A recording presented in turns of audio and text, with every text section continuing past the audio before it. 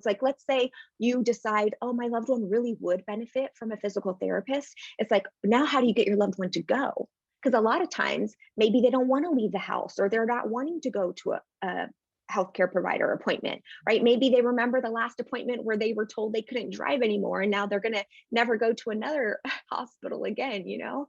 So it just kind of like one challenge after another. And I do have a video on how to help your loved one get to encourage them to go to a doctor's appointment. So there's a lot of I think it's important to get kind of bite-sized information. It's like, okay, I have this information. What do I want to do with it?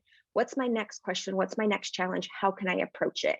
And I do think there's a lot of success people can have, but another kind of qualm with the traditional healthcare setting is if you're lucky, you might get an hour appointment, you know, for, you know, once every 6 months or once a year. And so you're trying to jam pack everything into this one appointment, and your mind is already so overwhelmed with just trying to get your loved one there, trying to battle the traffic to get there, sitting in the waiting forever, getting to the appointment. The healthcare provider is going to have their agenda of everything they're trying to cross off. By the time you leave the appointment, you're like, oh, wait, I didn't even get this answer done. I didn't get this, or what did they say about this?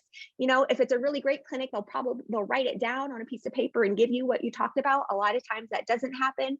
So just being able to have a place to go, and not just me, like you mentioned, Tifa Snow, who's really great. Your site is really great. There's a lots of great services out there. So it's just a matter of, okay, and I'm a firm believer we have to be our own advocates, even though people who get into the healthcare profession get into that profession truly for the most part to help.